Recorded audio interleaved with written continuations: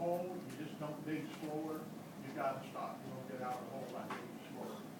And the idea of where some people call people's names, whether it's class warfare or using the race card, the worst point is that it does work. As you will recall, people like Senator Strom Thurmond used the race card early in his career. So whether you use a race card or class warfare or calling people's names, the unfortunate part about it is other people do know it does work. That's the sad part about it. Folks, what I will ask you to do is that we're going to go from side to side, but if you could keep it to one question, because I really want to get to as many people as possible. Yes, sir. I have two quick questions. All right, the second one cost you, but the first one's free.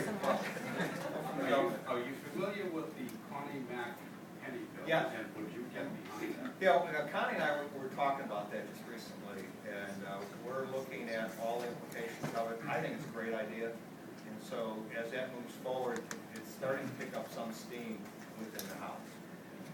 And my second question is it true that the baseline budget gets an automatic 8% increase every year, and why wasn't that addressed in this group? Now, it's true, it used to. There is a 2% increase now in the baseline budget. They reduced it down to 2%. And so that's where that is. Now I have to go back. Yes. Okay, you just introduced the Congress and the Career Act. Yes. All right, I approached you before you remember this term. Real pleased that stay in your things. Can you explain it? Which Congress is not a career act? Yes. The federal government, back in the 109th Congress, mandated certain things regards to members of Congress. So when I first got elected to Congress, the first thing it's like you go to the personnel department, and was whether or not I wanted the health insurance, congressional health insurance. Now it was going to be $450 a month, and you all are subsidizing that. You're picking up the other 3/4 of what it costs. And I said, I just retired from the sheriff's office. The guys I work with at the sheriff's office, and that's for family coverage, let me explain to you, they can't get it for that price. So I stuck with the sheriff's office, and it's cost me about $9,000 more a year to do it that way. But I just felt that, hey, listen, how can I look at the men and women from the sheriff's office, their health insurance when they retire is not subsidized by you or I. So how could I look at them and take this? So I could opt out of. But there's two other things that I could not opt out of because the 109th Congress said you couldn't. One is the federal employee retirement system. I think that I pay 0.8% of my salary into that. And basically what that means, if you're vested after 5 years, so let's say after 5 years I decided I've had enough of this nuts, crazy stuff, I would get about $15,000 a year for the rest of my life because of that. I'm still paying in the Social Security. That's required. The other one that was unknown is this called the TSP program. My 3 sons that are all in the Army are in the TSP program. That's your ability to put money in, you put into the account tax-free. You're not paying tax on it until you retire, and hopefully you draw it out, you're making, your tax rate will be less rate. Well, as a member of Congress, they said, because I wanted to put the maximum in, like I was doing with the sheriff's office, because my wife's still working. They said, yeah, you can do that, but we're going to match 5% of your salary. You all are going to pay an additional 5% to me, because I'm such a great guy. You're going to give me another 5%. And I said, forget it, I don't want to do that.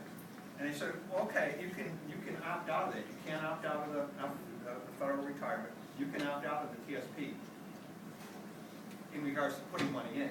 But guess what? Because we still think you're a great guy, you all are going to pay 1% of my salary into the TSP, even if I don't participate.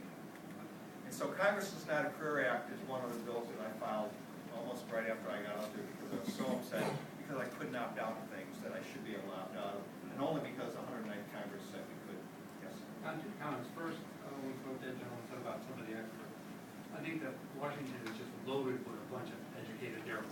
That's one thing. First is, I love my country, but my government just scares the hell out of me. I agree. Okay. I agree. Yes. Thank you very much for giving us the opportunity to speak with you today, and I think you're telling us that we're important to you. I've been a registered Republican for over 30 years, and I'm just about had it with the party.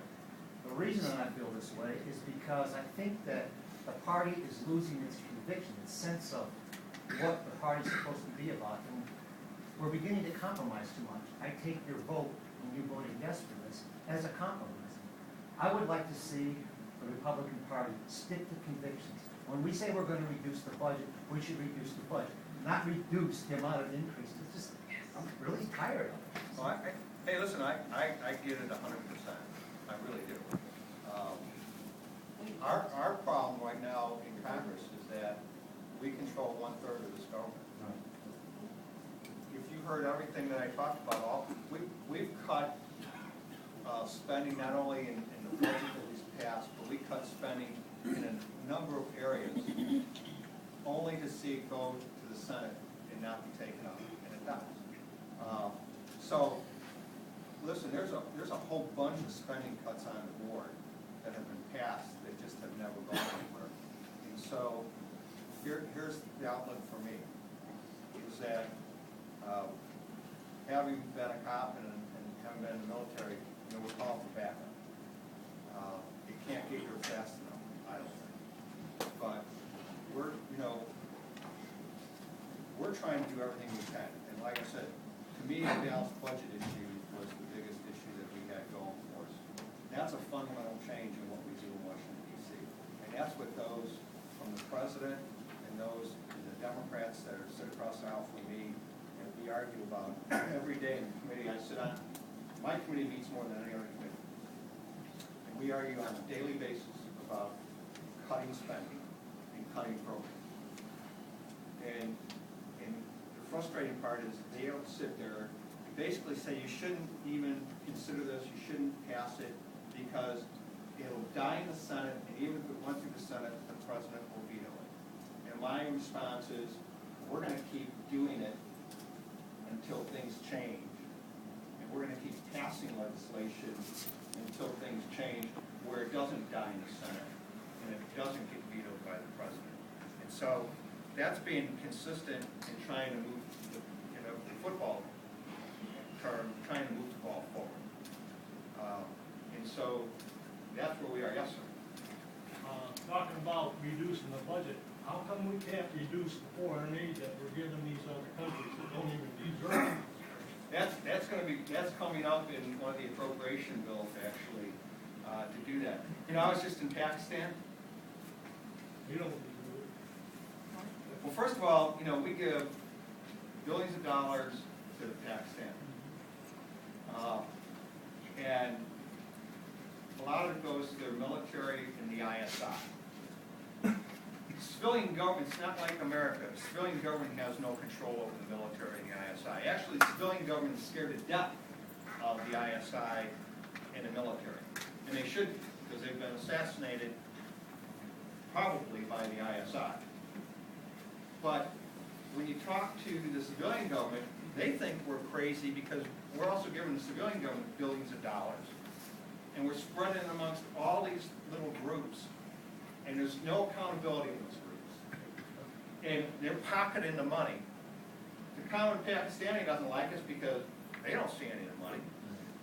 They said if you were smart, you would, if you really wanted to do that, and I don't think we should, but if you're smart, what you do is you come over here with an American company, build something like the Swiss did. The Swiss built a trade school.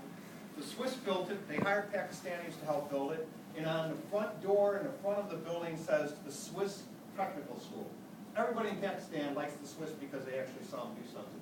And here we are being stupid and just dumping money away and thinking we can buy people's loyalty when we can't. And particularly in Pakistan, either the ineptness of their military